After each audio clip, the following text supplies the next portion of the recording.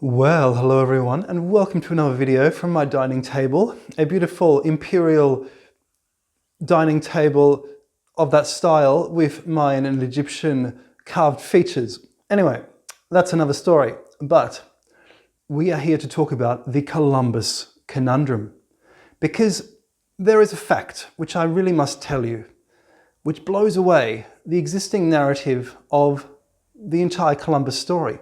And speaking as a medieval historian, I've been unable to reconcile this fact with the official story, leading to one conclusion. The story possibly was fabricated and then spread around. Due to the printing press, people believed what they read. This was new technology, they believed it. Now, looking inwardly and outwardly for many years, and out of boredom, I began this channel to discuss such things. Whenever I see something like this, I need to make a video. I am compelled to make a video. And the fact is that Columbus married a Portuguese noblewoman, not a Spanish noblewoman, not an Italian noblewoman, but a Portuguese noblewoman. And viewed within the scope of the rivalry at the time, the secrecy between Spain and Portugal, the massive secrecy, the massive rivalry, and then the fact that Columbus supposedly worked for the Spanish crown, we see a massive problem, a massive hole in the story. So I was actually looking at a website, Manuel Rosa. So this article is from 2011, Manuel Rosa, Surprising Revelations about Columbus, about his true identity.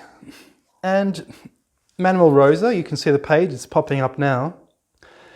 Let's just read. It says here, he has written 3 books revealing new details about Columbus' remarkable life under a secret identity. If proven right, what Rosa has uncovered will change history. Columbus will never be seen the same way ever again. 20 years of researching medieval documents in the archives of Portugal, Spain, Dominican Republic and Poland, Rosa believes to have solved a 500-year-old mystery by establishing the theory that Columbus was a prince by the name of Segismundo Henriques, born in Madeira, Portugal. He is convinced Columbus was a son of King Vladislav III of Poland. That's, I think, the Vasa dynasty, I'm not sure, who disappeared at the Battle of Varna in 1444. But according to Rosa, Vladislav survived the battle and went to exile to Madeira instead, where he was known as Henry the German. In Madeira, the exiled Polish king fathered Columbus by the wife Senhornia Anas, a Portuguese noblewoman.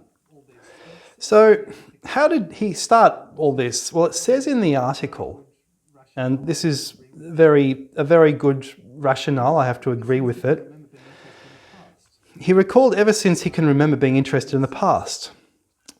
And he says he only became interested in the Columbus's hidden story in 1991, almost by accident. It happened he was working on a translation of a Portuguese book about Columbus, and he read that Columbus had married a Portuguese noble lady in 1479. He stressed, "I like to say I never went looking for Columbus, but Columbus came looking for me.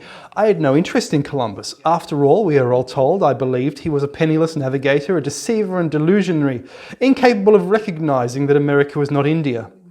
Like many of us, Rosa had learned that Columbus reportedly was an Italian peasant who tried to get funding from King John II of Portugal, and that being denied, went to neighbouring Kingdom of Spain, where he succeeded to convince the Spanish monarchs to fund his trip to India and the West. He said, "I was astonished for several reasons. First, if this was true, why was I not taught this in school?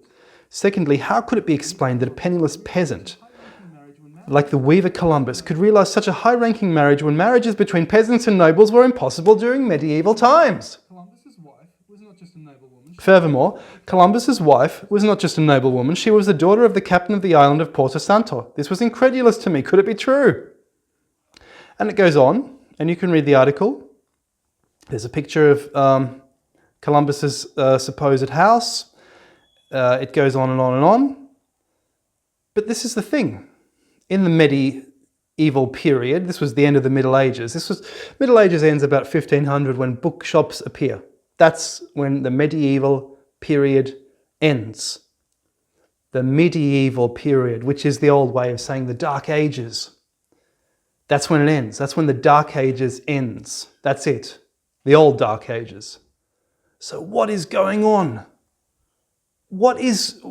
How could Columbus have married a Portuguese noblewoman? Now, apparently, this noblewoman, if we look her up, she was actually the daughter of a navigator who discovered an island and was made a kind of governor of this island. So let's look into it. In the article on Felipa Moniz Perestrello, the wife of Christopher Columbus, married in 1479. Now here's the thing. Nobility and the barons, two different things. The barons, the knights, they're down here. The nobility is up here. They're royalty. They're basically potential royalty. And it says here, discussing the question of how Christopher Columbus, the son of a Genoese woolmaker, could marry the daughter of a Portuguese knight of Santiago. This is in the article. Member of the household of Prince John, Lord of Reguengos de Monsaraz, Master of Santiago, and of Prince Henry the Navigator's household.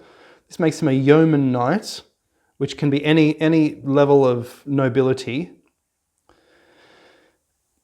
Historian Samuel Eliot Morrison wrote, "This is no great mystery. Felipa was already 25 years old. Her mother was a widow with slender means, and her mother was glad enough to have no more convent bills to pay, and a son-in-law who asked for no dowry." Well, this is not convincing. This would have been a great scandal for a nobility family to... the nobles prefer to be poor than to lower themselves and create a scandal.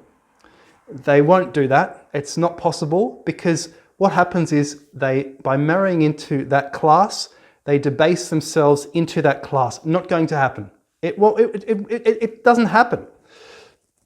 This is the thing that points to the story of Columbus possibly being falsified by his son Diego, who wrote a bestseller about this. We might talk about this in further videos, but this is the number one fact that blows apart the story of Columbus totally. And we know, as I said before, the story of Columbus is only really popularized due to the fact that the printing press appeared just as Columbus appeared, so therefore he was the first, the very first. But probably every decade or two, people were traveling to America. As we've seen, he had other maps. Yeah, so I needed to make this video to let you know. So check out this fellow, Manuel Rosa, this author, and some of the things he's come up with, suggesting Columbus must have been some kind of nobility. Okay.